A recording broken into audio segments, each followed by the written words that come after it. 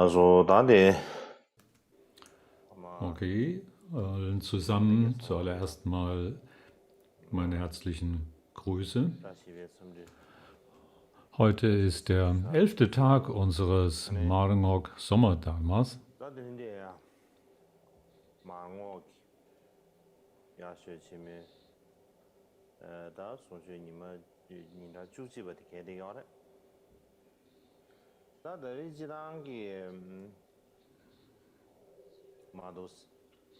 Und auf die Gesamtheit dieser Erklärung bezogen, habe ich es vielleicht gerade erst geschafft, bis hin zum ersten Konzil zu kommen. Im Prinzip haben wir nicht die Zeit, das zweite auch hier zu besprechen. So, wir werden also hier damit beenden, was immer Tag das ist, wenn wir uns mit dem ersten beschäftigt haben, dem ersten Konzil. Das wird nicht unbedingt der 11. sein oder welcher Tag auch immer, aber jene Feier für den Shakyamuni, die wird an dem ersten stattfinden, egal wann diese Ausführungen hier zu Ende sind. Der Grund dafür ist, dass wir Vorbereitungen treffen müssen und die bis zu diesem 11. hin durchzuführen sind. Es ist für mich sehr schwierig, diese beiden Dinge gleichzeitig zu tun, hier auf die Vorträge mich vorzubereiten und die Vorbereitung für die Shakyamuni-Feier. Und ich kann mich besser vorbereiten für die Vorträge, wenn ich sonst freie Zeit habe. Und umgekehrt, wenn ich jetzt hier freie Zeit habe, kann ich dann mehr Zeit für die Vorbereitung für die Feier verwenden. Also wir werden den Zeitpunkt der Feier nicht verändern, aber wir werden, was die Vorträge hier anbetrifft, dann mit den Ausführungen da beginnen, wenn das erste Konzil besprochen ist. Das wird dann so oder so das Ende dieser Ausführungen sein. Andern Tages haben wir über die verschiedenen Berichte gefunden, die unterschiedlichen Berichte, die über das erste Konzil hier übermittelt sind. Und ich habe das in zwei verschiedene Gruppen unterteilt. Die erste Weise, wie man das beschreiben kann oder wie es beschrieben worden ist,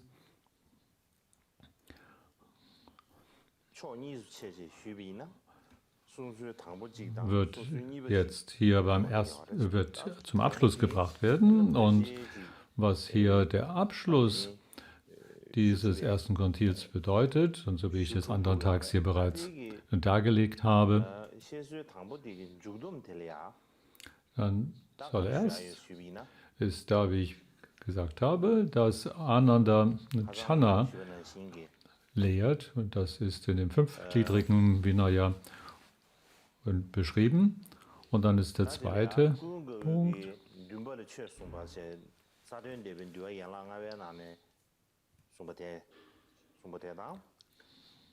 die Frage, wie Channa tatsächlich gezähmt wurde und was Ananda unternahm und wie er auf diesem Wege dorthin Dharma-Roben von dem König Udayana geschenkt bekam.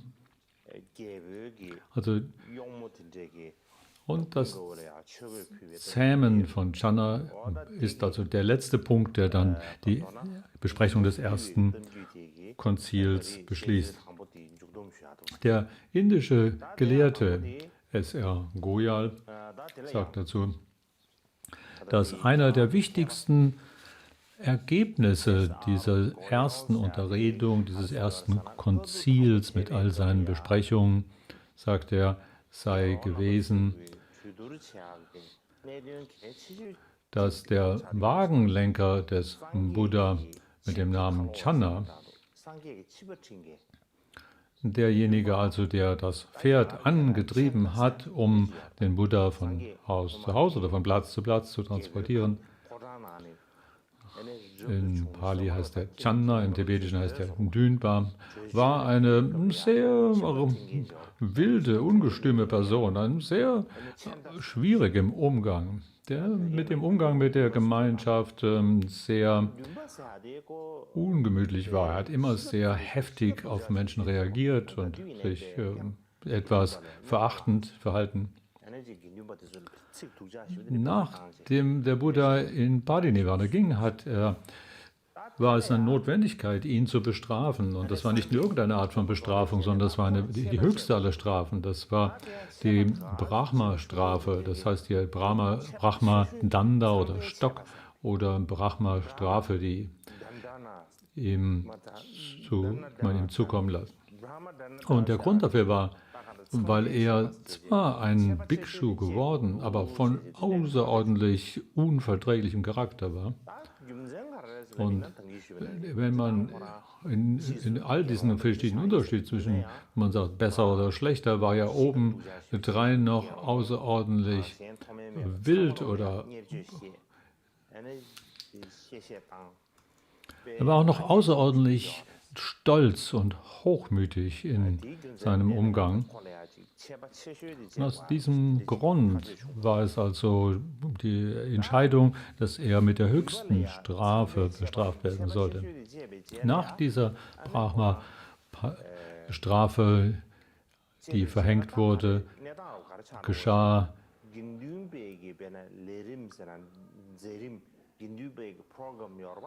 dass er nicht mehr an irgendeiner Art von Dharma oder Gemeinschaftshandlungen oder Programmen teilnehmen konnte. Das war also das Höchste an Strafe, die stärkste oder strengste an Strafe.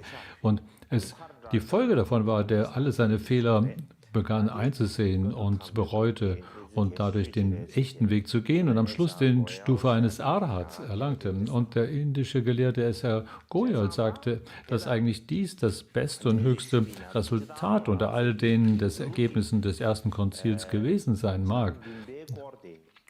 Wenn wir auf Channa schauen, in der Art und Weise, wie er in der tibetischen Übersetzung vorkommt, in der Mula-Sarvastivada-Tradition, dann wird da erwähnt, in den feineren Abhandlungen über das geregelte Lebensweise, heißt es, als der Buddha nahe daran war, in Parinirvana zu gehen, hat Ananda ihm angetragen, sagt, dieser Channa, ist das sowas von wildem Gemüt und sehr ärgerlich und missmutig in aller Zeit und dir herablassend und beleidigend zu wem auch immer.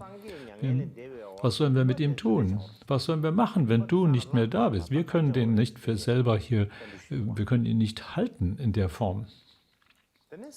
Und Buddha hat Ananda dann zu diesem Zeitpunkt gesagt, nachdem ich von hier gegangen bin, dann bestraft den Bhikshu Panna mit der Brahma-Strafe. Das ist die höchste Strafe, Brahma-Strafe. Und wenn er so derart bestraft ist, dann wird er seine Missetaten sehen, spüren und wir müssen ihn betrübt machen, dass er durch diese Erfahrung der Betrübnis dann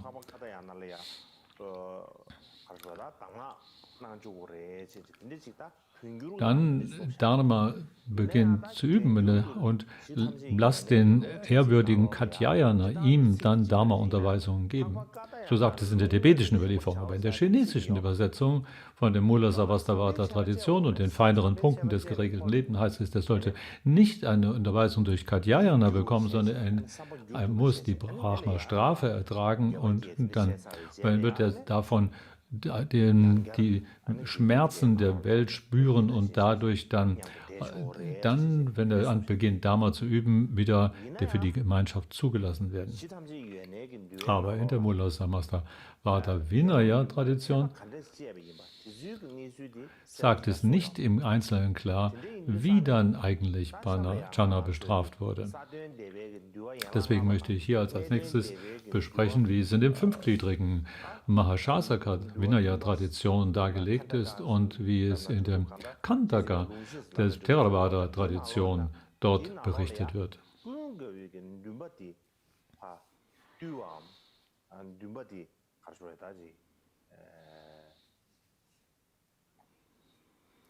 So, ich werde jetzt die Geschichte erzählen, die diese zwei Quellen bestützt, wie Ananda ihn zu zähmen kam. Und also beginnen mit der Mahashasaka-Schule in ihrer fünfgliedrigen Vinaya-Darstellung. Und einer Zeit in Kashanti in Indien, das ist eine Stadt, war der Bhikshu Channa, der immer sehr, sehr ärgerlich und missmutig im Hinblick auf die Sangha, auf die Gemeinde wurde. Und jeden hat er mit Verachtung gestraft und beleidigend behandelt. So ärgerlich und wütend zu jedem Zeitpunkt im Hinblick auf die Gemeinschaft, dass die Gemeinschaft nicht in Ruhe einfach verweilen konnte. Sie konnte, wenn er da war, einfach nicht in Frieden sein. So war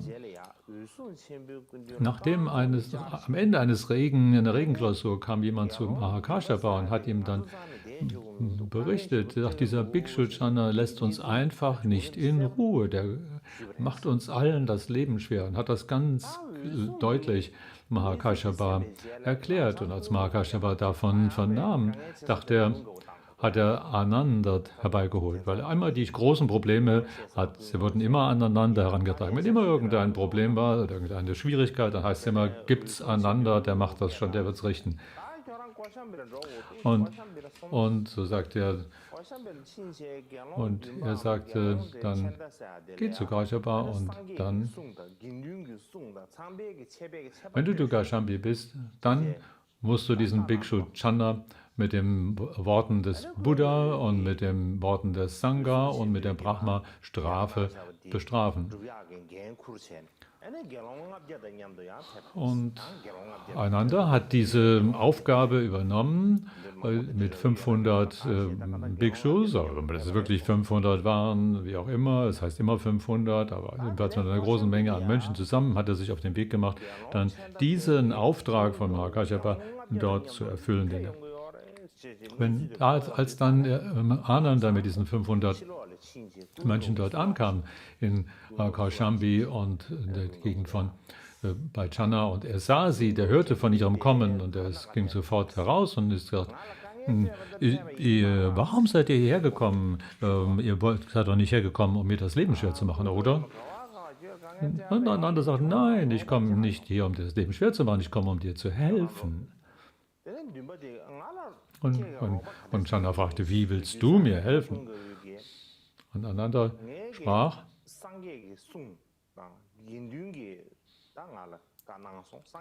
der Buddha hat mir aufgetragen und der Sangha hat mir aufgetragen, ich werde dich mit der Brahma-Strafe bestrafen. Channa hatte niemals über diese Brahma-Strafe auch nur vernommen. Er fragte, was ist denn das? Was soll das sein? Was meinst du mit Brahma-Strafe? Ananda sprach, die Brahma-Strafe ist eine außerordentlich harte Strafe. Und wenn du mit diesem bestraft bist, dann wird, nachdem das geschehen ist, wenn die Strafe verhängt ist, werden alle Bhikshus und Bhikshunis und alle anderen, auch Privatpersonen, Dharma-Privatpersonen, dürfen keinen Kontakt mehr zu dir haben. Sie ist nicht ihnen erlaubt, mit dir zu sprechen und wo immer du dich ihnen annäherst, werden sie sich von dir abwenden und kein Wort mit dir sprechen. Diese Strafe, also wo jemand mit niemand mehr ins Gespräch kommen kann, weil alle nicht mit ihm sprechen, das ist die Brahma-Strafe. Und als er davon hörte, war er völlig überwältigt. Er brach zusammen, fiel auf den Boden. Und ist das nicht dasselbe? So eine harte Strafe, da könntest du mich doch gleich töten. Ist das nicht dasselbe, oder? So sprach er zu Ananda und Ananda antwortete, mach dir keine Sorgen. Der Buddha hat mir das in der Vergangenheit so aufgetragen, hat gesagt, du wirst dieses Ergebnis, die Befreiung erlangen, dein Ergebnis erlangen durch diese Bestrafung. Das ist die Voraussage des Buddhas, die Prophezeiung. Also mach dir keine Sorge und ich werde dir Dharma lehren. Und Chanda stand auf und Ananda hat ihm Dharma gelehrt. Ananda lehrte ihm Dharma in wunderbare, vielgestaltige Weise und er Channa gezeigt, was ist gut zu tun, was ist ungut zu tun, wie kann man etwas richtig und nicht richtig machen und wie kann man selber seine eigenen Geistestrübungen auflösen und sich von Makeln befreien und das Auge des Dharma öffnen und einen unbewölkten Blick auf Dharma zu bekommen. Und so heißt es, dass er dadurch dann am Ende das Resultat, das Ergebnis seines Übens, nämlich den Arahat-Zustand erreichte. Erst einen Überdruss an Welt und dann am Ende Arahat erlangt hat. So. In der Khandaka-Tradition ist es ein bisschen mehr ausführlich berichtet. Und das ist also ein anderer Bericht von derselben Geschichte, was Ananda dann den anderen Bhikshus erklärte. Er sagte, bevor der Buddha in Parinirvana überging, hat er gesagt, wenn ich in Parinirvana gegangen bin, sollte die Gemeinschaft der Sangha sich treffen und eine Strafe verhängen über Channa. Er hat also, wir sollten die Brahma-Strafe verhängen. Und das war die Vorhersage. Und die älteren anderen Dharma-Freunde haben ihn dann gefragt, die Bhikshus, die hatten niemals von der Brahma-Strafe gehört und haben ihn dann gefragt, was ist das, diese Brahma-Strafe? Hast du den Buddha auch gefragt, was dann diese Brahma-Strafe sein soll? Na, ich habe ihn gefragt, sagt Ananda. Ich habe ihn gefragt, was die Brahma-Strafe bedeutet und was der Buddha mir dann zur Antwort gab. Er sagt, die Brahma-Strafe bedeutet, dass wenn Channa zu irgendeinem Bhikshu zu sprechen beginnt, dann mögen diese Bhikshus nicht mehr mit ihm sprechen. Sie werden nicht mit ihm interagieren in keiner Weise. Sie werden nicht mit ihm sprechen, sie werden nicht mit ihm reden, nicht Kontakt mit ihm aufnehmen, in keiner Weise auf ihn eingehen. Und als sie dies dann vernahmen, was dies die Brahma-Strafe sei, dann sagten sie, wenn das der Fall ist, dann, du Freund Ananda, du solltest dann losziehen und diese Strafe über Channa verhängen. Ananda war da wahrscheinlich auch nicht sehr besonders gut darüber gestimmt. Die anderen waren alle hatten Angst eher, dies zu tun. Und dann war ihm das jetzt aufgetragen. Und der Buddha hat gesagt, dass die Gemeinschaft diese Strafe zu verhängen hat. Aber dir hat er es gesagt, dir, Ananda, haben sie es gesagt, also musst du gehen und das durchführen. Also er sagte, okay, ihr Ehrwürdigen, bitte hört mich an. Wie kann ich alleine dahin gehen und diese Strafe über Channa verhängen? Er ist sowas von missmutig und sowas von wild und ungestüm. Wenn ich ihm dass ich dahergehe und ihm sage, er hat dass ich ihm diese Strafe verhängen werde, dann wird er mich wahrscheinlich zusammenschlagen. So wird es ergehen. Und die anderen sagten, oh, mein Freund, sagen die anderen, das ist okay, du kannst ja vielleicht ein paar Bhikshus mit dir nehmen auf diese Reise. So haben sie gesprochen und einander sagt dann, naja, okay, dann mag das gehen. Und so hat dann Ananda getan, wie ihm aufgetragen, und die älteren Bhikshus es wollten. Und er nahm also eine große Gruppe von Bhikshus mit sich, also diese 500, und konnte also nicht alleine gehen, sondern er konnte nicht alleine gehen, weil Channa so ein wilder Gesell war und die Gefahr bestand, dass er wahrscheinlich von ihm zusammengeschlagen würde. Er hat also 500 Mönche mit sich genommen. Naja, also 500 ist immer, heißt es 500. Wenn man die Vinaya-Texte liest, gibt es das sind nur immer zwei Abzählungen. Das sind immer entweder 500 oder 120. Wenn jemand lange lebt, dann hat er 120 Jahre gelebt. Und wenn es um die Anzahl von Bhikshus gibt, die jemand mitnimmt, dann sind es immer 500 Leute, die ihm als Begleitung zukommen. Wenn wir über Sangha sprechen, wir sagen eine große Gruppe von Bhikshus von 500. Vielleicht gab es in Indien zu dieser Zeit keine anderen Zahlen außer 120 und 500. Ich denke nicht, dass die wirklich die genaue Zahl von 500 meinen, also keinen einzigen mehr und keinen einzigen weniger, sondern das ist einfach eine Zahl, die symbolisch dafür steht, dass eine große Anzahl damit gemeint ist. Jedenfalls ging er also Ananda mit diesen 500 Bhikshus in die Richtung zu Kaushambi und sie sind dann irgendwo gelandet, an einer Gegend, die mit Udayana-König zu tun hat. Und da gibt es eine Geschichte von Udayana in dem Vinaya. Udayana hat also einen großen Park. Und Ananda hat dort in einem Baum gesessen, nahe dieses Parkes. Und dann der König hatte ganz viele Damen oder Bedienstete, Dienstmädchen, mit denen er zusammen zu diesem Park ging. Und zum selben Zeitpunkt, als Ananda in diesem Park angekommen war, haben die anderen, die Damen, vernommen, dass unser Lehrer Ananda ist hier in der Nähe, der ist gerade in diesem Park. Das hat sich herumgesprochen. So sind sie zu dem König Udayana gegangen und haben gesagt, großer König, unser Lehrer Ananda sitzt hier in der Nähe unter einem Baum an dem Park. Wir haben davon gehört.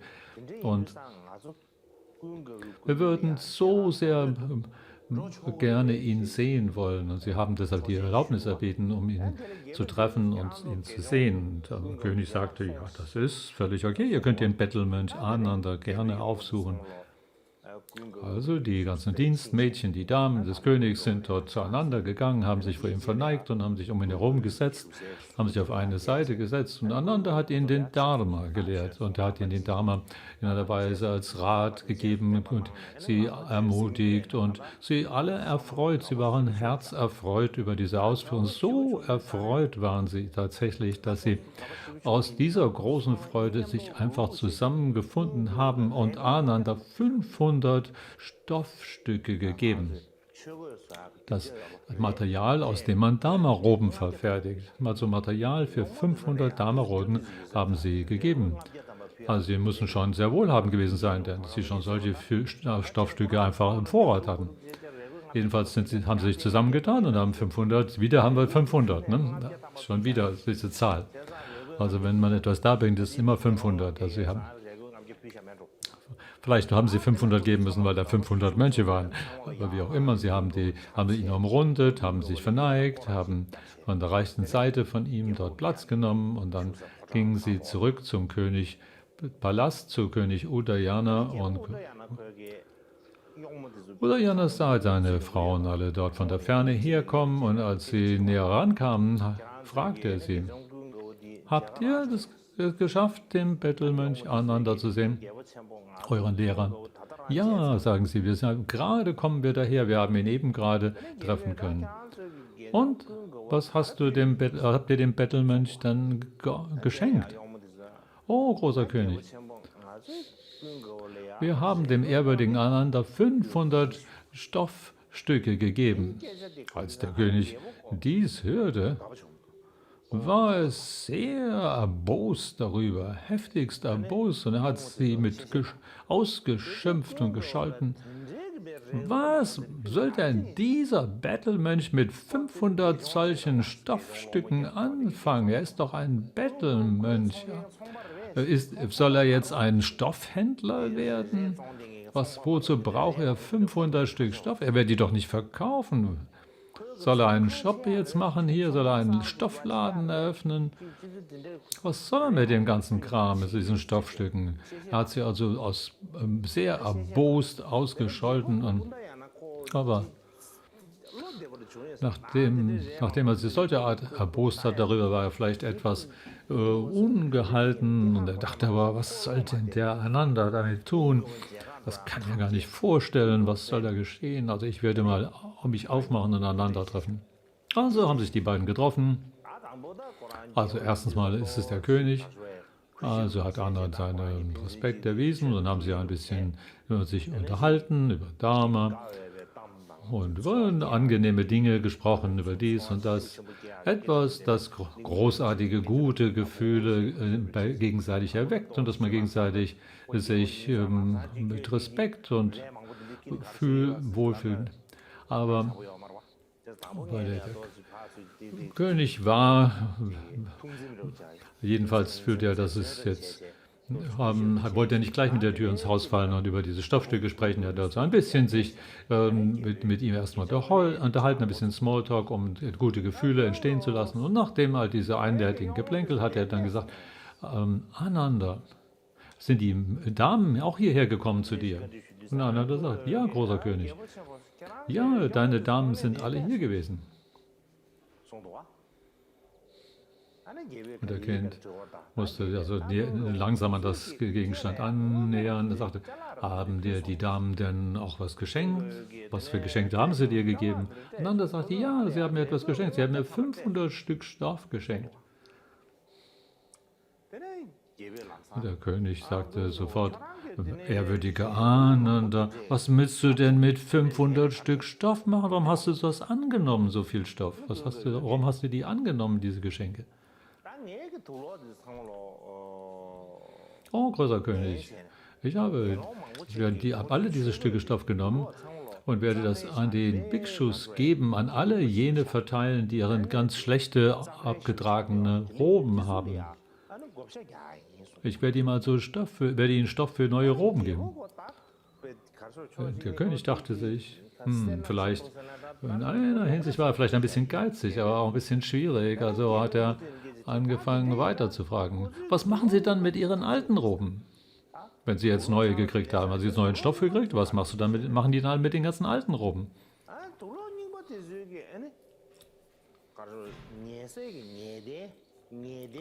Und der König sagte, oh, großer König, Sie werden einfach diese alten Roben dann in Tücher für Ihre Betten umwandeln. Und was macht er dann mit den alten Bettbezügen dann, wenn die neuen kommen? Die alten Bettbezüge werden wir in Oberdecken für diese neuen Bettbezüge umwandeln.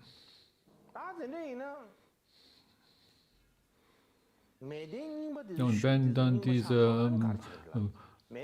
was macht ihr dann, wenn diese Bettbezüge dann alt werden oder macht ihr mit den alten Bettbezügen? Dann werden wir Teppiche umwandeln. Und was macht ihr, wenn diese Teppiche alt geworden sind?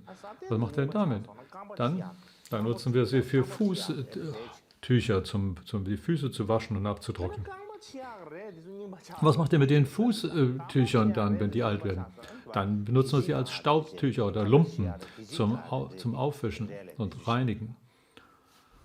Und wenn diese Lumpen dann, diese Putzlumpen alt geworden sind, was macht ihr damit? Dann schneiden wir sie in kleine Stücke, in feine Stücke und vermischen sie mit Schlamm. Und aus diesem Gemisch können wir den Boden damit bedecken. Oder wie so eine Art Verputzung von außen oder um daraus Bettstätten zu bauen und so weiter. Also der König hat ja ganz viele Fragen gestellt und am Ende hat er sich gedacht, diese Söhne des Shakya, diese Bettelmönche, die benutzen ihre Sachen tatsächlich richtig gut. Sie schmeißen nichts weg, und benutzen es nicht einfach nur für dies und das, sondern alles wird sehr zur Sinn entsprechend verwendet. Und so war es sehr inspiriert davon und hat Ananda daraufhin noch weitere 500 Stück Stoff gegeben. Jetzt hatten sie vorher 500, hat er nachher nochmal 500 empfangen. Am Schluss hatte also Ananda in der einen Zeit 1000 Roben oder Stoff für 1000 Roben empfangen. Das ist diese Geschichte, die hier berichtet wird. Der Grund dafür, über die Damen zu sprechen, die dort diese Opferung, Geschenke darbringen, weil jetzt eine Zeit ist, wo wir auch sehr viel über unsere Umwelt nachdenken. Wir haben viele Dinge, die wir brauchen im täglichen Leben.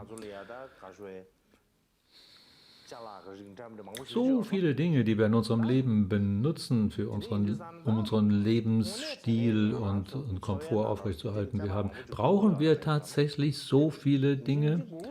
wir brauchen doch eigentlich nicht all diese ganzen Sachen. Wir können eigentlich auch ohne die auskommen, aber aufgrund von Werbung hier und da und all die Dinge, die da vor uns sind, dann da glauben wir, wir brauchen all das und sammeln all diese vielen Dinge an, die wir meinen dann zu benötigen und umrunden uns mit all diesen Dingen. Für manchmal ist uns das gar nicht bewusst, aber wenn man von einem zum anderen Platz umziehen muss, dann wird man plötzlich sich bewusst, was da ein Haufen Zeug ist. Wie konnte ich denn nur so viel Hauskram ansammeln, fragen wir uns. Und wir denken dann darüber nach. Das gibt uns richtig einen Kopfschmerz, wenn wir dann darüber überlegen, wie wir all diese Sachen für einen Umzug dann herüberschaffen müssen.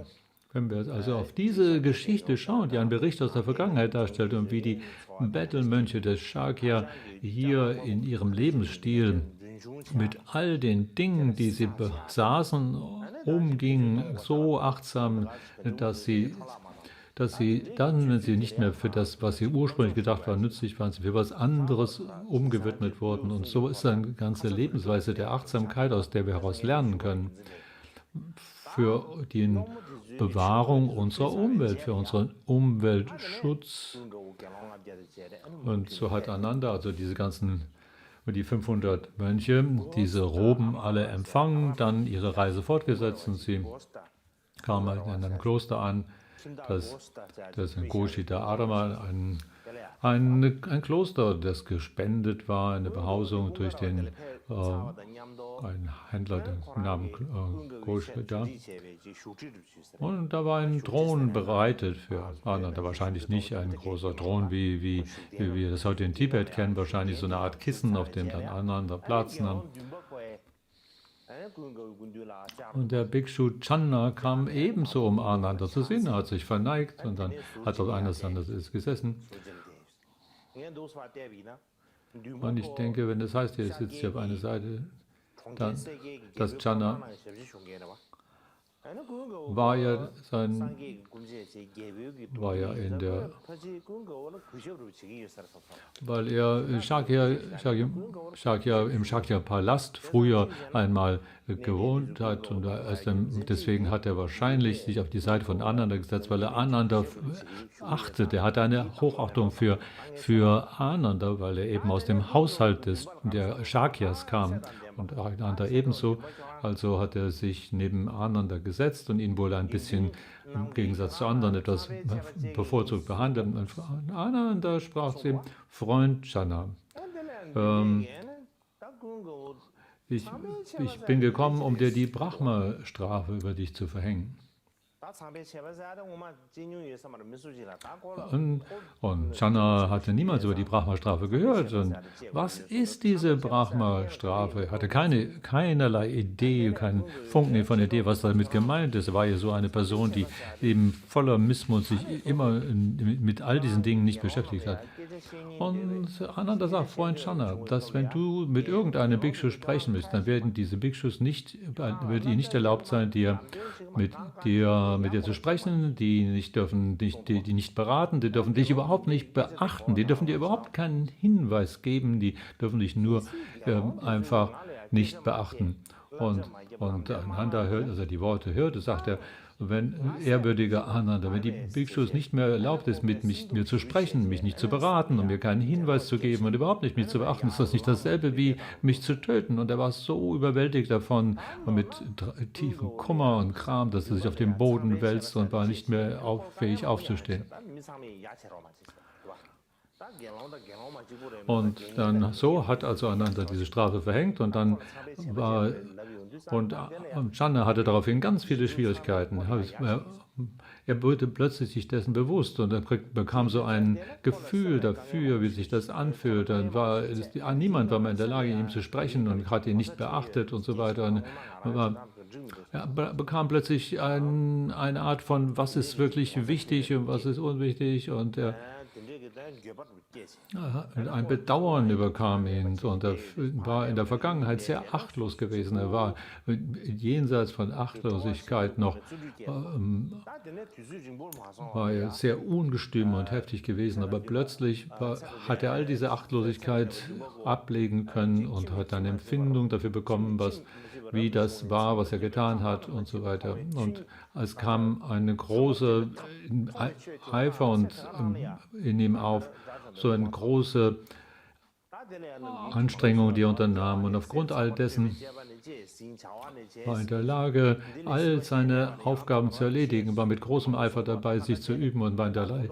Kurz gesagt hat er, so wie die Schritte hier im Einzelnen aufgezählt werden, einen Überdruss entwickelt und dann sich auf Dharma-Üben besonnen und sein Bewusstsein auf Befreiung gerichtet und seine Geburt, die ausgelöscht, das Wiedergeborenwerden ausgelöscht und so weiter, hat ein keusches Verhalten gepflegt und am Ende seine Aufgabe erledigt. Und wenn man kurz darüber spricht, dann ist das im Grunde genommen nur zu sagen, dass er also all sein schlechtes Verhalten hinter sich ließ und am Ende sein Ergeben von Arhat erreichen konnte, das Endergebnis. Und als er das Arhat-Zustand erreicht hat, hat sich Chandra weiter zueinander begeben, hat gesagt, ehrwürdige Ahnen, ist es jetzt auch okay, dass ich die Brahma-Strafe, kann die nicht jetzt auch wieder von mir weggenommen werden? Und Ahnen hat sagt, Freund Chandra, von dem Moment an, als du Brahma-Strafe als du deinen Arhat-Zustand erreicht hast, war diese Brahma-Strafe schon von dir genommen. Das ist die Geschichte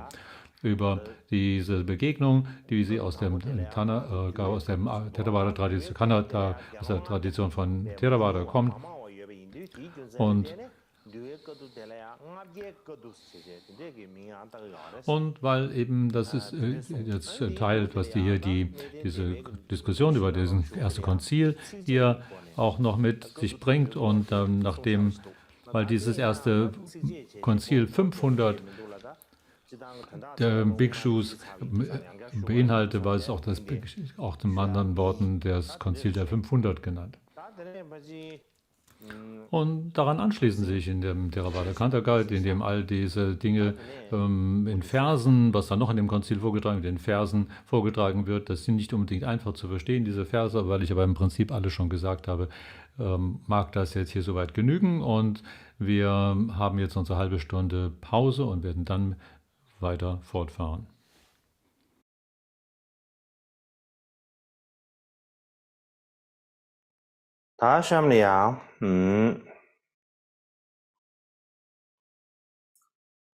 아주 그것도 담비고 그렇게 골이야 가된 수업지 나올이야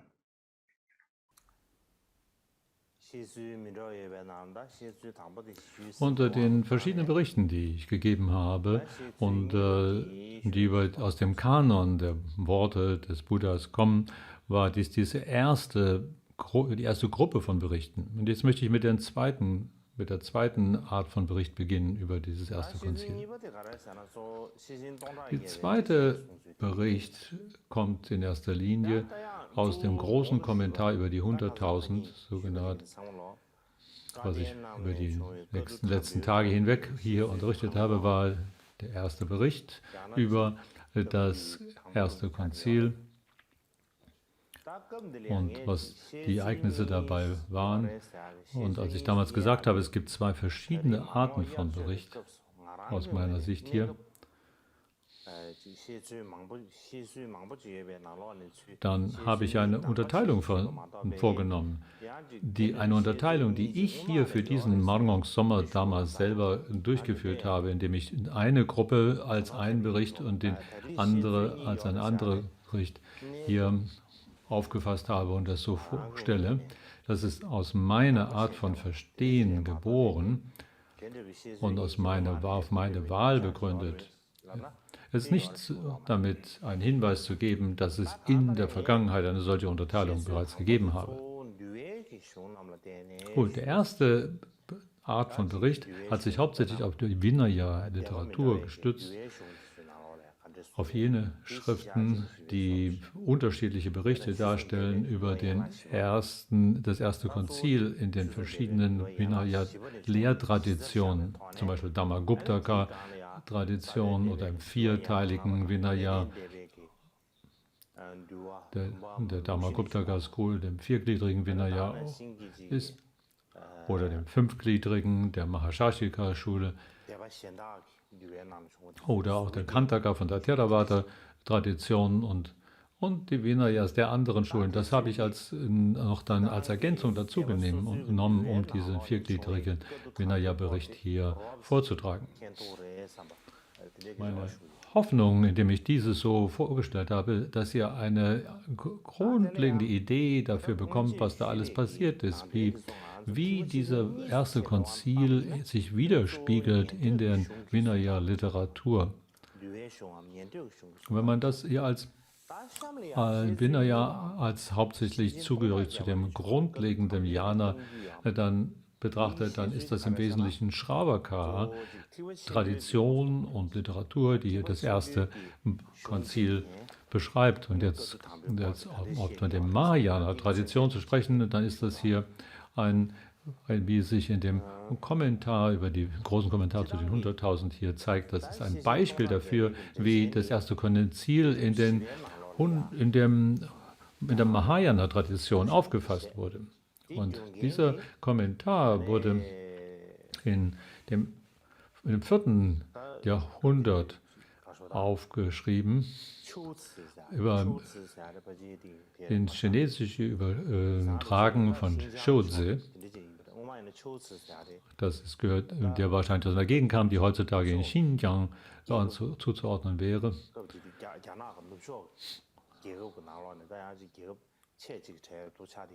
Das war also eines jener großen Königreiche innerhalb von China, das ist also ein Platz, der heißt Shouzi und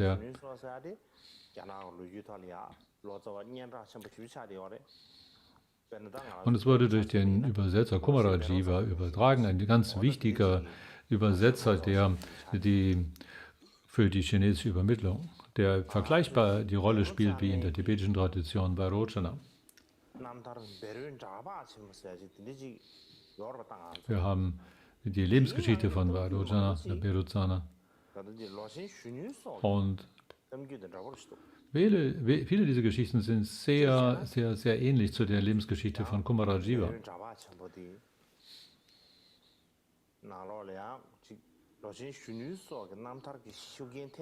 Manchmal fragt man sich, ob die Lebensgeschichte von Kumarajiva einen Einfluss hatte auf die tibetische Tradition und auf den tibetischen Übersetzer Vairocana. Berutsana war ein sehr wichtiger, bekannter tibetischer Übersetzer und so war unter den chinesischen Übersetzern Kumarajiva der von größtem Ruhm, Bekanntheit. In jedem Fall wurde der große Kommentar, der über die 100.000, also ein Kommentar zu der 100.000-versigen Pragya Paramita, den haben wir nicht übermittelt im Tibetischen.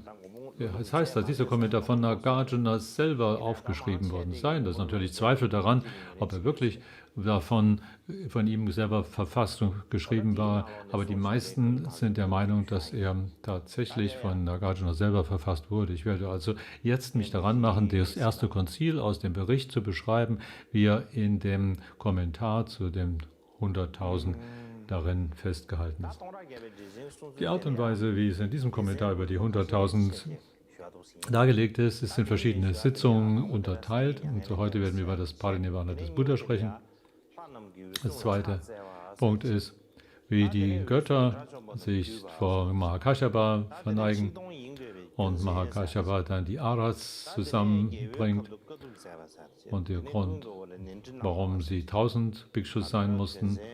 Und der nächste Punkt ist, das Konzil in Raja Kriya abzuhalten, diese Entscheidung. Und das letzte sind die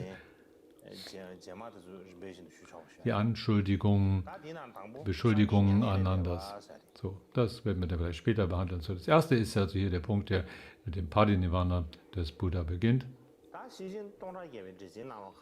Was es hier in diesem Kommentar heißt, in dem Kommentar zu den 100.000 heißt es, dass er diesen Bericht nimmt von dem Dharma Sangiti, also dem die Dharma zu wiederholen, aus diesem Sutra nimmt. Und was heißt das darin? Als Buddha Parinirvana erfuhr, dass darin die Erde sich 6-mal erschüttert hat, sechsfaches Erdbeben stattfand. Das sind verschiedene Arten von Beben, die dann erfolgen, so von Rütteln und Schütteln und so weiter ist die Rede.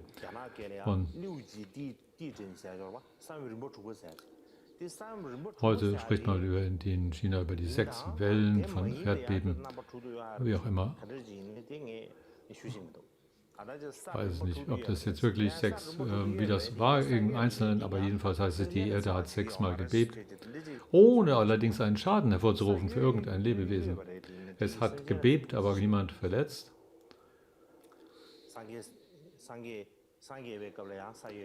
Und es heißt auch, dass da solche Erdbeben stattfand, als Buddha Erwachen erlangte. Wie auch immer hat die Erde sich geschüttelt, das 6-mal gebebt und die Flüsse seien aufwärts geflogen. Normalerweise fließen Flüsse natürlich abwärts, immer bergabwärts. Aber hier haben sie bergauf geblasen und es war ein großer Wind, der aufkam. Das sind Zeichen und dunkle Wolken von allen 4 Richtungen, die sich ballten, die Blitze und Donner, die den Himmel durchzuckten. Und plötzlich gab es einen starken Hagelsturm und Meteore, die vom Himmel fielen. Und andere Tiere von allen Richtungen haben geheult und gebrüllt und Geräusche waren von allen Seiten zu hören. Und die Götter und Wesen und Menschen waren in tiefer Verstimmung und in Kummer und Wehklagen, was alle Götter und Wesen empfanden und sagen war. In einem Augenblick ist der Buddha in den Parinirvana gegangen, das Auge der Welt ist erblindet, wir sind jetzt auch erblindet. So waren sie in Wehklagen und Kummer. Und auch die Pflanzen, die Heilpflanzen und die anderen Pflanzen, die Blätter sind aufgeplatzt oder haben sich gespalten. Die großen Berge der Welt begannen zu zerfallen und Wellen haben sich aufgetürmt. Es waren immer große Wellen, aber in den Meeren, aber das war dann eine fortgesetzte Folge von großen Wellen und die Erde begann zu krümeln und tat sich auf und Wolken von allen Richtungen sich ballen. Das sind also ein Moment, wo ganz viele schreckliche Anzeichen sich bündeln. Für all die Flüsse und die Quellen versiegen und die Flüsse wurden plötzlich, die sonst klar und transparent durchsichtig waren plötzlich alle verschlammt und normalerweise sieht man keine Sternschnuppen oder Meteore so fallen und so gar nicht mitten des Tages und so geschah all dies und inmitten dessen waren alle Götter, Wesen und Menschen überwältigt von tiefem Schmerz und Kummer, eine Situation und Leute, die unterwegs waren, die waren plötzlich ganz wie betäubt und sie wussten gar nicht, was sie sagen sollten. Und so geschah es also normalen Lebewesen schon allenthalben und die bereits das Ergebnis erlangt hatten, Arhats, haben selbst solche erhabenen Wesen haben gedacht, oh, so ist das Unbeständigsein der Welt. Und alle Götterwesen, alle Rakshas, die Blutesser und Rakshas und so weiter, alle Geister auch waren betrübt und von tiefem Schmerz. Und die Arhats, die eigentlich sind jenseits von Tod und Geburt, aber sie haben kein Verlangen mehr, aber selbst sie sprachen eben solche Sätze wie, hier ist ein Vers, den kann ich nicht ganz wörtlich übersetzen, aber ungefähr heißt es, wir haben den Fluss überwunden, der schwer für gewöhnliche Wesen zu überqueren ist. Wir sind frei von Geburt und Tod geworden, haben aber immer noch diese 5 Skandhas. Diese 5 Skandha, die 5 Erlebnismengen haben. Wir sind immer noch so wie in einem Käfig eingebunden, der darin, wenn man in so einem Käfig eingefangen ist, ist man immer noch ein bisschen unbequem darin. Und sie sahen also, solange sie diesen Körper noch hatten, dann haben sie gedacht, heute werde ich in Nirvana übergehen, ohne einen Überrest zu hinterlassen. Sie haben also in den Einsamkeiten auf Flussufern oder in Tälern oder in Wäldern unter einsamen Bäumen geweilt, wo immer sie waren, hatten sie plötzlich den Wunsch, selbst diesen letzten Überrest von Körperlichkeit, der sie noch band, hinter sich zu lassen und so wie der Buddha diese Welt zu verlassen, ohne einen Überrest zu hinterlassen. So haben viele Arahats, die der Buddha hinterlassen hat, in überall einen Gedanken gehabt. Einige sind in den Himmel geflogen, einige in einem Raum geschwebt und sind umhergeflogen wie Schwäne und haben viele Wundererscheinungen gezeigt, haben all diese Wundererscheinungen gezeigt, um damit auch Vertrauen in Lebewesen entstehen zu lassen. Und nachdem sie alle diese Wundererscheinungen zeigten, sind sie dann in Nirvana eingegangen, haben ihren Körper hinter sich gelassen. Zu dieser Zeit waren da die Götterwesen, die 6 Arten der Begierdebereich Götterwesen, bis hin zu der 4. Stufe des Dhyana im Formbereich sogar.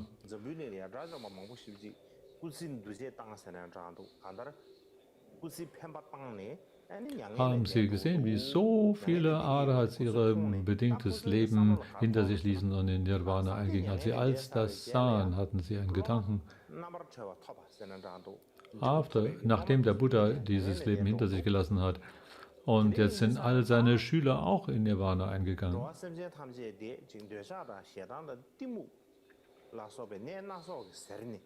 Also die verblieben sind, die Getriebenen dieser Welt, sind jetzt hier noch geplagt von den verschiedenen Arten von Begehren und infiziert mit den verschiedenen Arten von Krankheiten.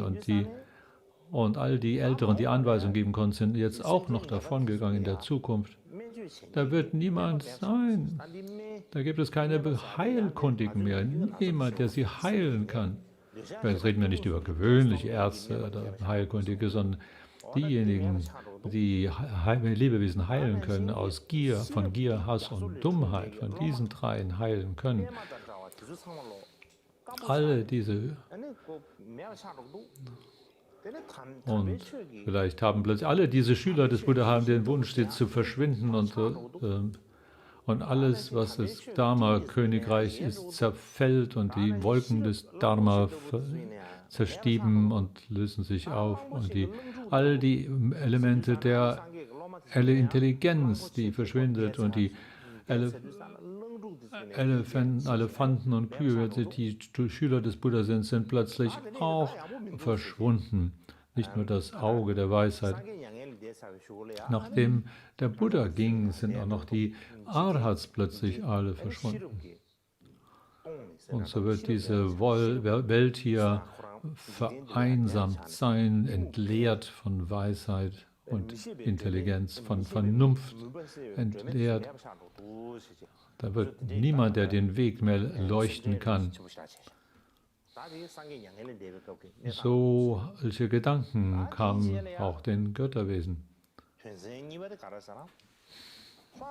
Das war es, was sie fühlten und sprachen zur Zeit des Parinirvana des Buddha. So, der zweite Punkt hier ist jetzt hier, wie sie sich zu Kashyapa verneigten.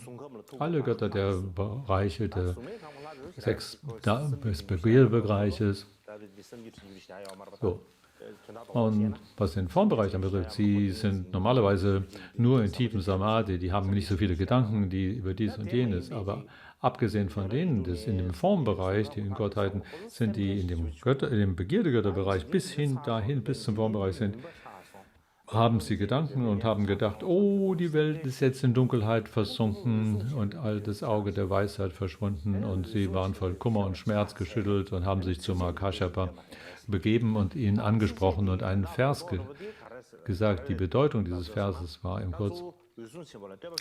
Grunde nur eine Preisung Mahakashyapas, dass er ein langes Leben leben möge und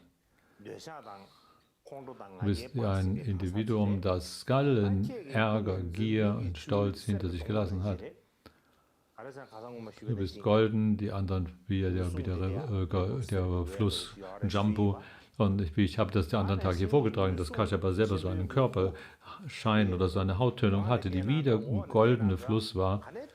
Und wenn man seinen Körper anschaut, vom Kopf bis zu den Füßen, war einfach wunderschön anzusehen, von anmutiger Schönheit, makellosem Körper. So haben sie ihn gepriesen.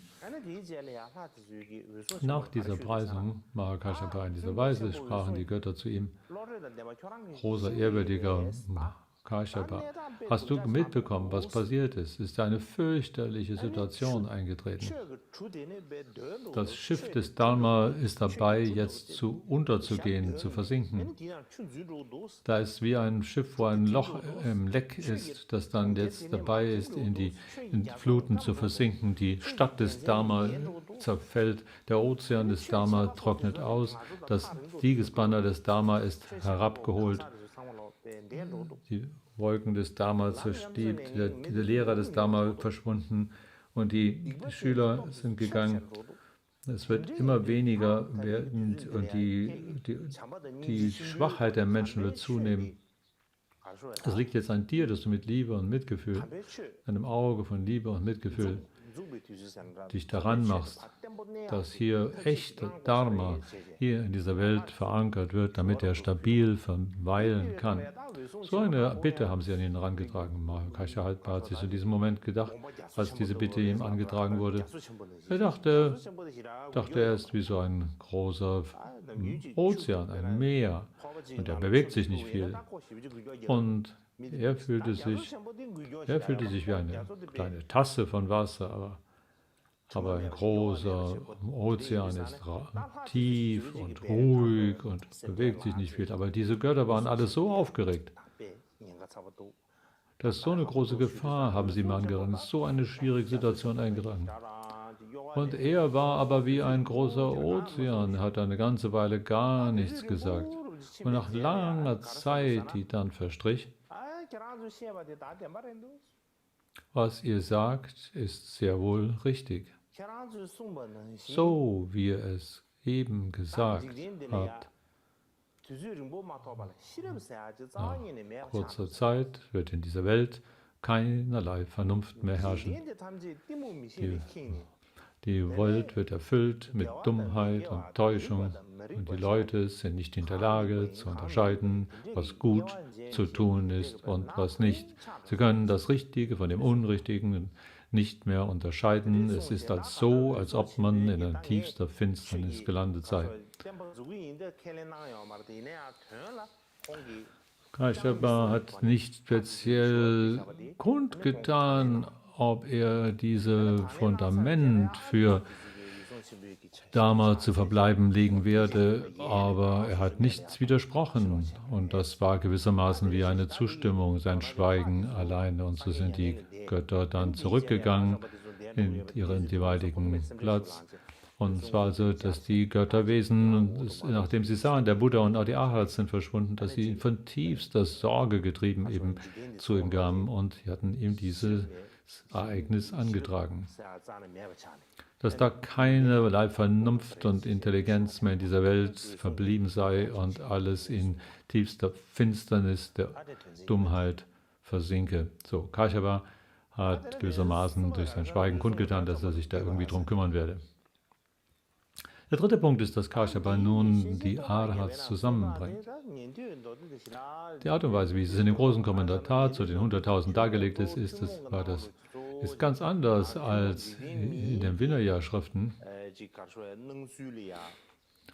Weil die Schriften aus dem Vinaya-Bereich hauptsächlich nur die äußeren offensichtlichen Dinge für im Sinne normaler über Alltagswahrnehmung beschreiben. Mit dem Mahayana da ist die Rede von Göttern und Nagas und in dem Fall aber als was Mahakashapa tat, um die Ara zusammenzubringen, er dachte sich,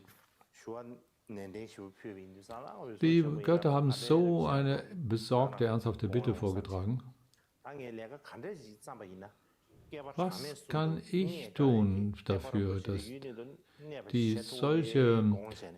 diesen Dharma, diese Belehrung, die so schwierig zu bekommen sind, selbst wenn man 3 endlose Zeitalter warten würde, ist es schwierig zu erlangen. Was kann ich wirklich persönlich dafür tun? Er hat lange darüber nachgedacht und nachgesonnen und er kam zu dem Schluss, es ist tatsächlich wichtig, dass die Belehrungen hier in dieser Welt bleiben und dass nachdem der Buddha aus der Welt gegangen ist, dass seine Unterweisung, seine Botschaft hier in dieser Welt lange verbleibt. Wir müssen also alle Art von Unterweisung und Botschaft des Buddha zusammentragen, damit sie in dieser Welt bleiben können. Wenn wir diese zusammentragen können und all diese 3 Körbe versammeln können, dann kann sie lange in der Welt bleiben, sonst mag das sehr schwierig sein. Und denn wenn wir das selber nicht hier unternehmen, dann werden diese 3 Körper und die Unterweisungen, die dazugehören, verteilt sein über die gesamte Gegend und der Welt. Und es kann niemand einen Zugang haben zu Dharma in seiner Gesamtheit. Und niemand kann mehr leben in Einklang mit den Lehren des Buddha. Und die Leute werden zerstreut und unterschiedlich sein. Das ist also eine Art und Weise, wie Dharma, Botschaft des Buddha, verschwinden wird. Das ist wie wenn jemand, ein großer Lehrer, hat ganz viel geschrieben hat, für ganz viele Zeremonien geschrieben hat, verschiedene Schüler haben bedingtes gebeten und er hat für verschiedene Individuen verschiedene Anweisungen gegeben und dann, wenn dann die Schüler mit einer guten Absicht dann alles zusammentragen können für die gesammelten Werke des Lehrers. Und dann sind die verschiedenen Schriften und Unterweisungen, die von einzelnen Individuen, die gegeben wurden, dann in eine große Sammlung zusammengetragen und zugänglich sein. So ähnlich ist es der Grund dafür, dass die Unterweisung des Buddha in einem solchen Konzil zusammenzutragen, nur wenn diese Unterweisung des Buddha in den 3 Körben gesammelt vorhanden zugänglich wäre, dann kann damit die Lehre des Buddha in dieser Welt verbleiben. Und das heißt auch, dass es der Grund ist, damit mit Lebewesen geholfen wird, dass all diese erhalten sein müssen und auf große Liebe und Mitgefühl für alle Lebewesen hat der Buddha so viele Schwierigkeiten durchlaufen und so viel um den Nutzen für ein einzelnes Wort von Dharma hat er viele Härten durchlaufen, bloß um ein einziges Gutes zu tun. Und so hat er Dharma zusammengetragen und hatte sie, nachdem er sie nicht nur zusammengetragen, sondern er hat sie auch noch anderen gelehrt. Das ist der Dharma des Buddha, der alle Schwierigkeiten hinter sich lassen, dann das zum Wohle der Lebewesen in dieser Welt, für diese Welt zusammengetragen hat und in dieser Welt verbreitet hat. Wenn wir auch das zusammentragen könnten, dann wäre das von großer Nutzen für Lebewesen. Er ist also, um das zu tun, auf die Spitze des Weltberges Meru gegangen. Auf unseren Klöstern haben wir oben, wir haben also einen großen Gong, mit dem wir schlagen, mit einem langen Stock. Er hatte auch so etwas aus einem kupfernen Gong. Hat sich also auf den Berg gegeben und hat den Gong geschlagen und sagt, ihr Freunde, wenn ihr hört mir zu, wenn ihr eine Dankbarkeit empfindet für die Lehre des Buddha, dann verschwindet jetzt nicht in Nirvana. Er sprach speziell zu den Adas, weil die natürlich sofort, wenn sie wollen, jederzeit ihren Körper aufgeben und in Nirvana eingehen. Bitte geht nicht in Nirvana ein, wir müssen erst die Lehre des Buddha zusammentragen. Und der Klang, den er schallen ließ mit dem und seine Stimme hat die gesamte Welt mit all ihren 3000 Welten, 3000-faches Universum in allen Bereichen durchdrungen und erschallen lassen. Er sagte nicht so gewissermaßen, als er sprach, er sagte, ihr alle hört her, dann hat er nicht also alle Lebewesen, sondern alle jene, die besondere Fähigkeiten haben, die ihn tatsächlich zu hören in der Lage waren, die hellsichtig waren. Und alle, die mit Hellsichtigkeit und besonderen Fähigkeiten ausgestattet, die haben sofort zugehört, wenn Mahakashyapa solche Worte sprach. Also diese Gandhi auf dem große Glocke oben auf dem Berg von Meru schlug, dann hat er damit alle erreicht und aufmerksam gemacht. Und er sprach zu ihnen, als alle Bhikshus zusammengekommen waren, damit die Lehre des Buddha in dieser Welt nicht verschwindet. Und aus Liebe sagte, nur aus Liebe für Lebewesen hat unser Buddha, der Lehrer, dieses Ziel erreicht und hat den Dharma zusammengetragen. Er hat so viele Härten durchlaufen, um diesen Dharma, diese Botschaft zusammenzutragen. Und wenn der Buddha jetzt in Nirvana eingegangen ist und die Schüler, die den Dharma wissen und kennen, und in der Lage sind, den Dharma zu bewahren und zu sprechen und auch den Fußwegen, Zusaffen des Buddha zu folgen und in Nirvana einzugeben, wenn der Buddha jetzt verschwunden ist, dann werden alle in der Zukunft die Lebewesen zurückgelassen, weil sie keine Weisheit, keine Vernunft mehr haben und ihre Dummheit und Täuschung wird zunehmen aus diesem Grunde. So wie der Buddha so eine große Liebe für alle Lebewesen haben, sollten wir auch den Dharma wohl benutzen. Wir müssen ihn hochhalten und in guter Weise nützen. Wir müssen als allererst die drei Körper des Dharma zusammentragen und danach, wenn wir diese Aufgabe erledigt haben, dann könnt ihr alle in Nirvana eingehen. Vorher bitte macht dies nicht. Zu diesem Zeitpunkt heißt es, dann gibt es im Chinesischen einen Text, die Schatzhöhle des Dharma. Das ist eine Sammlung der verschiedensten Arten von Geschichten, die mit Dharma in Verbindung stehen. Das ist ein umfangreicher Text. Eine Zeit aus der Tang-Dynastie, der viele Geschichten enthält, sehr ähnlich dem Mahayana.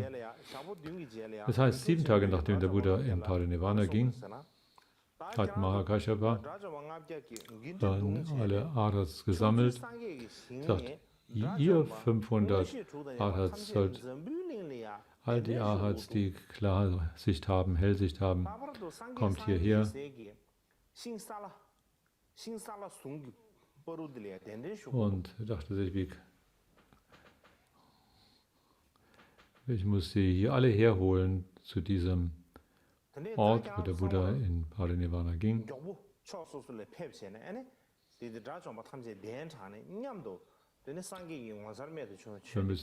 Ihr müsst alle in die verschiedenen Richtungen des Raumes gehen, um dann alle anderen Arhats zusammenzutreiben, weil wir zusammen hier die Buddhas Botschaft zusammentragen müssen, als Mahakashyapa das so sprach, in der Zeit, wie man einen Arm ausstreckt. Es braucht nicht viel Zeit von uns, wenn wir einen Arm ausstrecken. So ähnlich in der Zeit, wie wir die Arme ausstrecken, sind die Arhats alle in die verschiedenen Richtungen der Raumes gegangen und haben die Menge der Arhats, die sie von allen Seiten zusammenbringen, waren 800 Millionen. Sie alle kamen zurück zu dem Sahaloka Dharma, um dort Dharma zuzuhören. Aus der gewöhnlichen Wahrnehmung waren die 500 Arhats, die da zusammengekommen waren, aber hier in einer anderen Wahrnehmung waren es 800 Millionen, die zusammen dort sich aufhielten. Man könnte sagen, das ist vielleicht in einer anderen Dimension, wo so etwas geschieht. Eine völlig andere Situation, die sich dadurch zeigt. Das ist etwas, was wir begreifen müssen, wenn wir auf Mahayana schauen. Und wenn man glaubt, dass die Mahayana-Schriften das widerspiegeln, wie wir die Welt sehen, dann ist das nicht immer der Fall.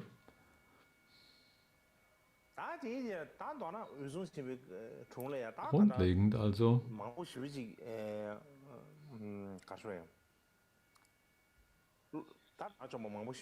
hat er eine enorme Menge von Arhats versammelt um Mahakashyapa herum und unter ihnen waren 1000 Bhikshus, die einander noch nicht einschließen, aber 1000 Bhikshus alleine schon versammelt um Mahakashyapa herum. Und hier ist ein Unterschied. Und das ist jetzt wieder eine Geschichte, die aus der Schatzhöhle des Dharma-Texts genommen ist, aus der Sammlung. Der Unterschied hier zu dem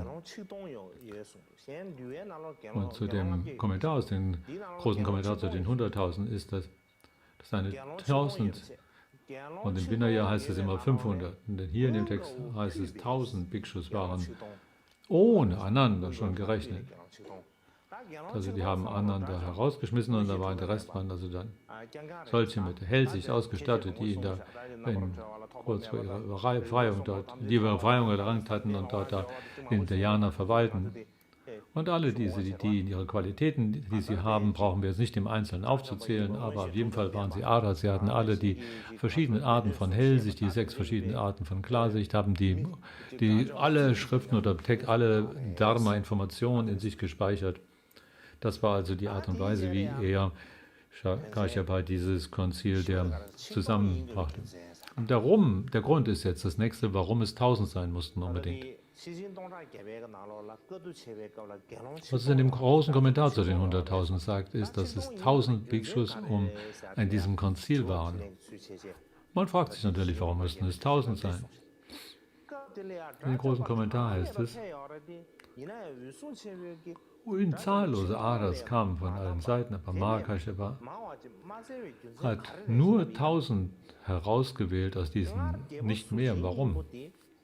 Der Grund ist der, dass nachdem der Grund dafür war, also nachdem König Bimbisara sein Ergebnis als Arhat erlangt hatte, waren auch 84.000 seiner Minister, die auch das Ergebnis Arhat erreicht haben. Und da gab es die Befehle, dass dann immer ein Essen und Versorgung für 1000 Bhikshus aufrechterhalten müsste, ununterbrochen. Und das hat sogar dann der Sohn von König Bimbisara hat diese Tradition weitergeführt. Also zu diesem Zeitpunkt, als Mahakashyapa dachte, wenn wir jetzt sozusagen ein Konzil abhalten wollen und immer jeden Tag zu bitteln müssen für Essen, dann wird das unter den Nicht-Schülern des Buddhas einen merkwürdigen Eindruck hervorrufen und sie werden Zweifel haben. In der Zeit dieses Konzils sollten wir nicht die Notwendigkeit haben, nach draußen zu gehen. Denn wenn wir nach draußen gehen und herumlaufen, dann wird das nicht gut sich entwickeln. Und wenn da es also einen Platz gibt, wo der König bereits einen Ort gemacht hat, für Bhikshus dort zu bleiben in Rajagriha und die Tradition da ist, den Mönchen zu Nahrung zu geben, wenn das schon so angerichtet ist und die Geflogenheit besteht und möglich ist, dann wird es viel einfacher sein, wenn wir dorthin gehen, um dieses Konzil dort stattfinden zu lassen und nicht umherzulaufen und Almosen zu sammeln. Das war der Grund, warum er nicht mehr als 1000 für dieses Konzil zuließ.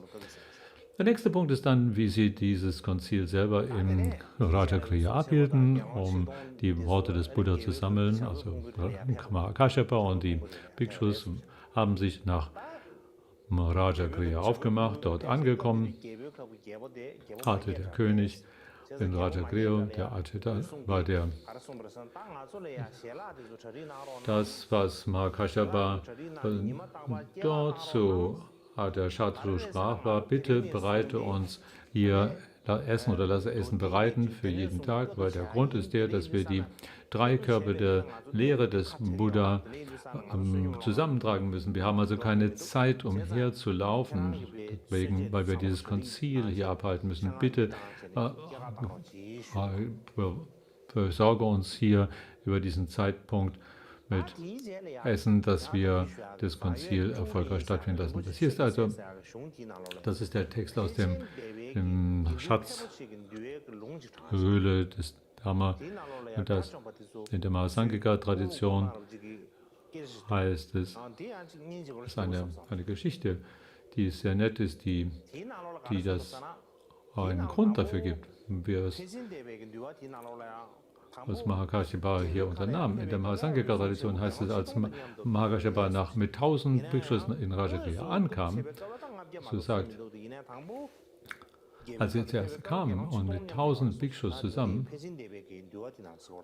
in dem Mahasanghika Vinaya wohlgemerkt, er schreibt es, heißt dort, sie kamen in Rajagriha an mit 1000 Bhikshus und haben ihre, früher war das da beschrieben, dass sie ihre ganzen Unterkünfte hergerichtet und dann in der Mitte haben sie einen Thron für den Buddha hergerichtet und zur linken und der rechten Seite einen Sitz für Shariputra und der linke für Kalyana und dann einen Sitz für Kashyapa.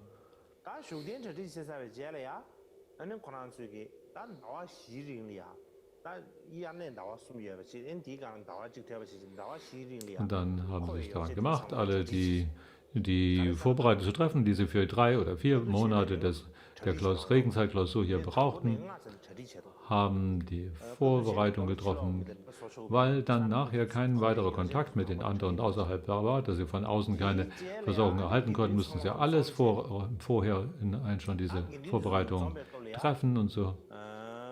Also in dieser Weise haben sie alle Bhikshus zusammengetrommelt und die meisten von ihnen waren schon Arhats. Einige hatten Vinaya einmal gehört vom Buddha, haben sie nicht vom Buddha selbst gehört, aber von Schülern des Buddha vernommen. Einige hatten es vielleicht zweimal vom Buddha gehört. Und einige Mal waren dabei, die hatten es nicht zweimal von Buddha gehört, aber sie haben es zweimal von anderen Schülern des Buddha vernommen.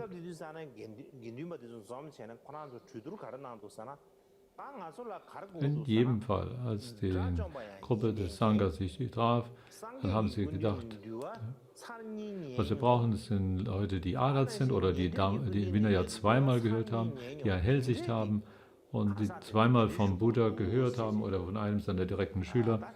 Das war die Diskussion, die sie als Erfordernis hier sich dachten.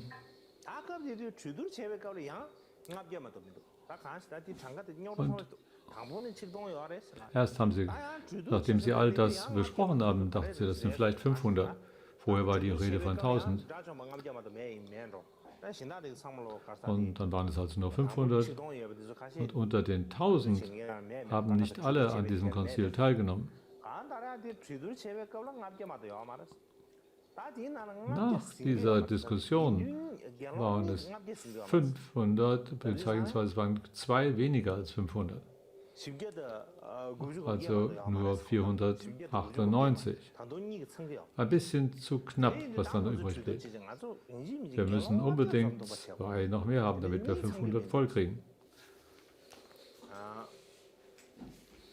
So heißt es darin.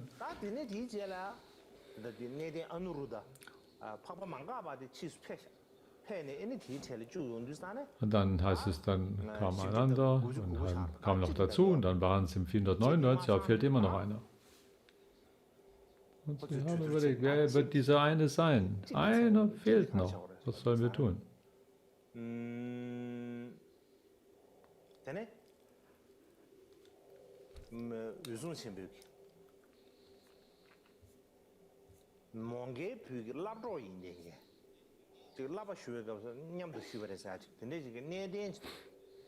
Er war ein älterer, der hieß Lipote. Ich sage nur die Namen in Chinesisch. Ich nehme jetzt die chinesischen Namen einfach. Lipote hatte seine Gelübde mit Kalyana gefasst. Und Mahakashyapa sagt, du musst in den Himmel der 33 eintreten und musst diesen Bhikshu einladen, dass er herkommt. Wenn du sagst, dass der Buddha im Nirvana eingegangen ist und die Bhikshus sind dabei, jetzt die Schriften zusammenzutragen, sprecht das zu ihm.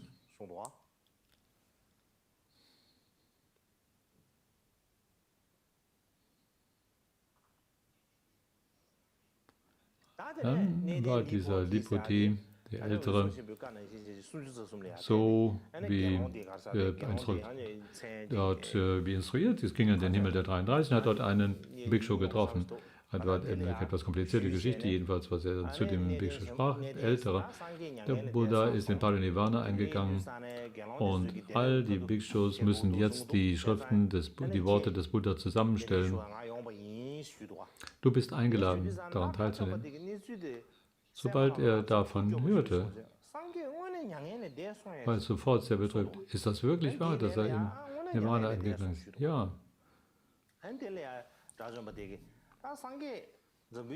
Wenn der Buddha jetzt noch hier in der Welt wäre, würde es sicher nicht kommen.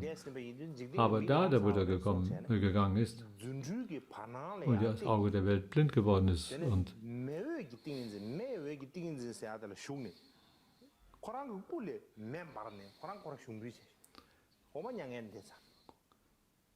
er hat sich in die Luft erhoben und sein Körper hat sich in Flammen aufgelöst. Hat dies gesehen, wie dieser Mönch vor seinen Augen in den Himmel flog und sich in Flammen auflöste, hat das mitgesehen, ist dann zurück zum Akashapa zurückgegangen und hat gesagt, ich habe ihn eingeladen, wie du gesagt hast, sobald er es als er das vernahm, war es so deprimiert und ist sofort verschwunden. Ich brauche nicht zu reden davon, aber mitkommen wollte, er ist einfach verschwunden. Akasha dachte, hat ihn nochmal geschickt.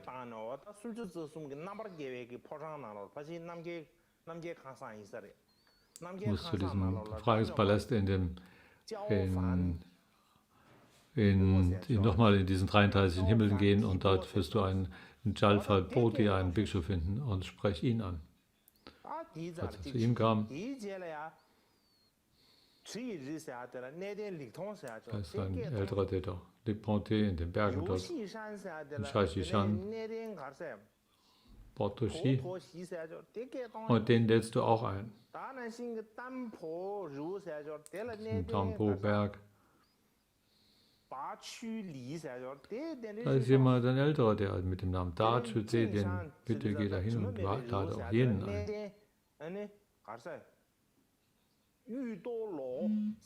Dann gibt es einen anderen mit dem Namen Ypolo, den du auch bitte einladen mögest. Und da ist ein weiterer, ein Schüler, der mit dem Namen Upadisha in einem anderen Berg, und dann gibt es einen anderen, der Shariputra Zalu. Auch unter dem anderen Berg gibt es noch jemand, der heißt Lotu. Gehe zu all jenen hin. Die sind alle Amt Arhats. Das war sicher eine schwierige Zeit für Lippote. Der musste besondere Fähigkeit haben, um die alle zu treffen. Ist zu jedem von ihnen hingegangen, hat ihnen die Geschichte erzählt, dass wir jetzt hier eine solche Zusammenkunft haben, und der Sangha hat mir aufgetragen. Und als sie davon vernahmen, haben sie sofort sich aufgelöst und sind in die Burma gegangen. Ich dachte, wenn der Buddha noch da wäre, dann würden wir natürlich kommen, aber wo er nicht mehr da ist, dann kommen wir nicht.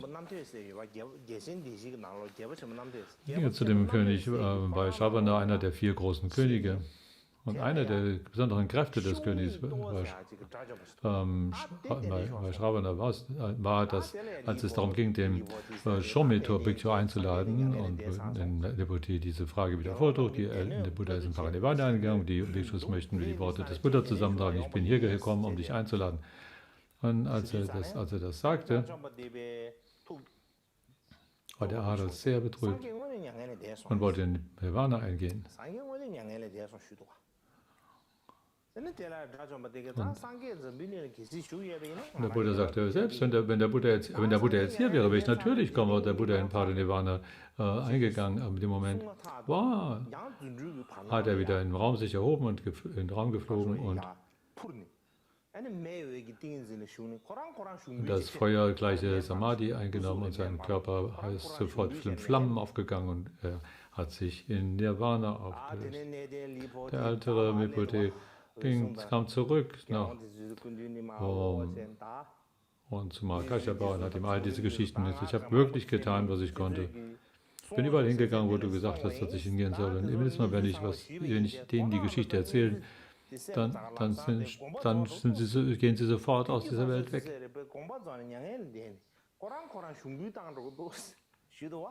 Sie lösen sich alle in Flammen auf. Mahakashapa sprach, wir sollten besser ein Ende ersetzen hier. Wir laden niemanden mehr ein. Vielleicht brauchen wir keinen weiteren Erhalt mehr. Jeden, den wir einladen, der verschwindet dann auch gleich. Wenn wir das weitermachen, all die Arhats einzuladen, dann ist nachher keiner mehr übrig. Wenn keine Arhats in dieser Welt übrig geblieben sind für dieser Welt, dann gibt es keinen Grund mehr, Gutes anzusammeln, keinen Bezugspunkt mehr für Gutes. Also hat er aufgehört, weitere einzuladen.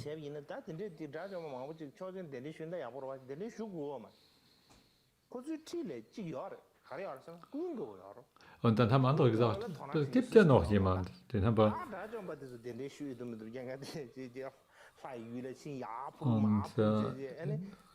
Und sind überall rumgegangen, haben alle gesucht nach allen Seiten, haben einige gesagt, also überall gesucht, haben keinen gefunden und dann, wenn man ihn gefunden hat, dann brauchen wir gar nichts davon zu sprechen, dass sie nicht kommen, sondern sie lösen sich sofort in Flammen auf. Und was hat dieses Gesuche? Und Ananda ist doch gerade hier, der ist doch die Schatztruhe des Dharma, das wieder Buddha gesagt hat, haben einige Ältere gesagt. Warum nehmen wir nicht Ananda? Der ist doch gerade hier schon. Der war des Buddha Gehilfe. Er hat den Dharma direkt von Buddha vernommen. In der Vergangenheit hat er immer früher gesagt, dass seine Hauptqualität war der Dharma. Und warum sollten wir ihn nicht einfach einladen? Warum rennen wir überall umher, um andere zu finden? Und er ist schon da. Und nicht nur, dass wir nicht überzeugen können, hierher zu kommen, sondern obendrein tun sie sich noch auflösen und verschwinden noch aus dieser Welt in Nirvana. Als die Bhikshus das sagten, da hat Mahakashapa sofort eingewandt, das ist nicht in Ordnung. Es ist nicht okay, ihn zueinander einzuladen. Er ist immer noch auf dem Weg. Wir sind auf dem Wege des Nicht-mehr-Lernens. Er ist auf dem Wege des Lernens noch. Wir sind Arhats bereits, aber er nicht. Wenn wir ihn hier in dem Rang derer einladen, die nicht mehr lernen, dann ist das so, als ob man einen Schakal in die Mitte von einer Gruppe von Löwen setzt. Das ist kein Schakal, das sieht ein bisschen aus wie ein Hund, ein bisschen wie ein Fuchs. Aber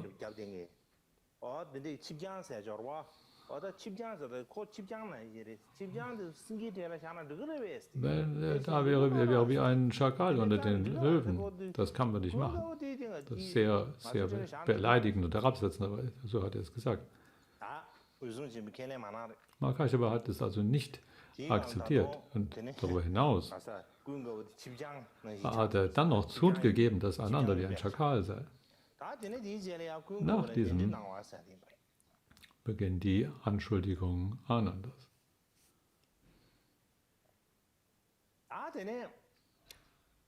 Zu dieser Zeit, das war so die 3 Monate der Regenzeit-Klausur, in dieser Zeit,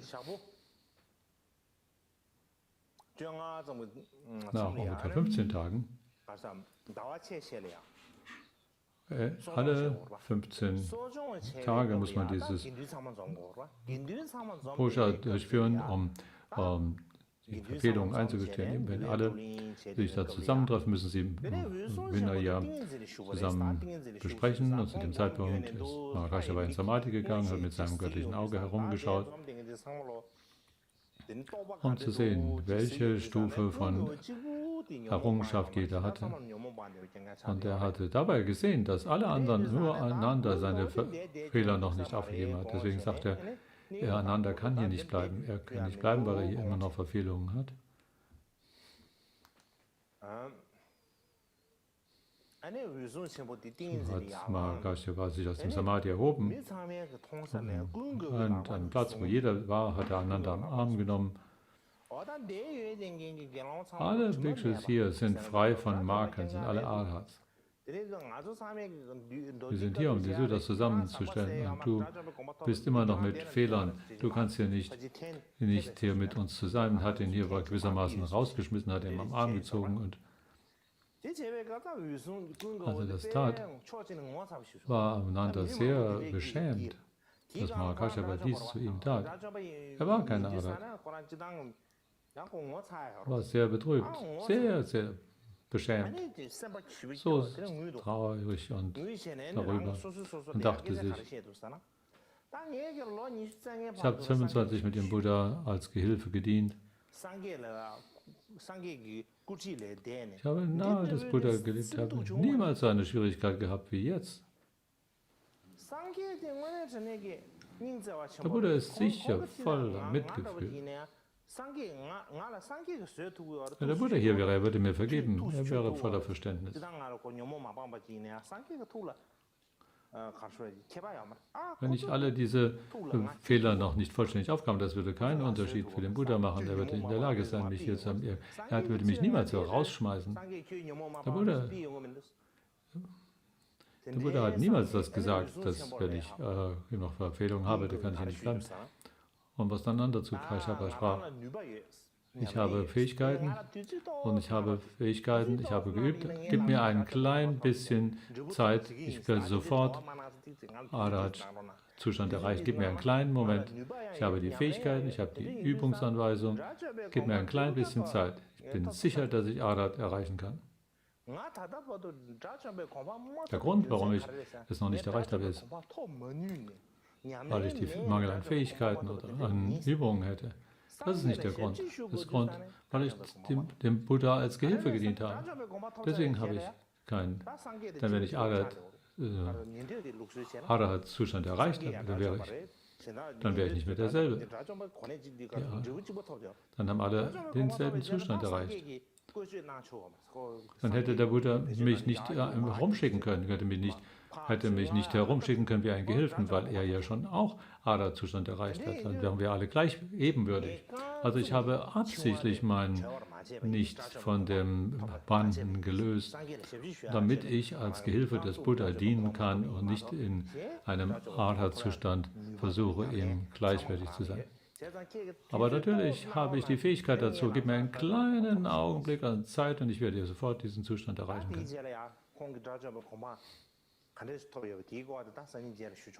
Und im nächsten Sitzung werde ich darüber sprechen, wie er diesen Zustand von Arhat erreicht hat. Es war gleich danach, dass nicht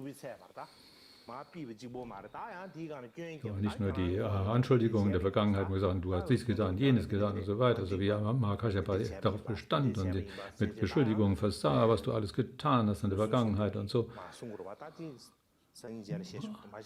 Ich werde nochmal darüber sprechen, den anderen Tag. Ich habe sie bereits vorher erwähnt, aber es gibt einige Dinge, die ich dann beim nächsten Mal darüber zu sagen werde. Ich werde das beim nächsten Mal.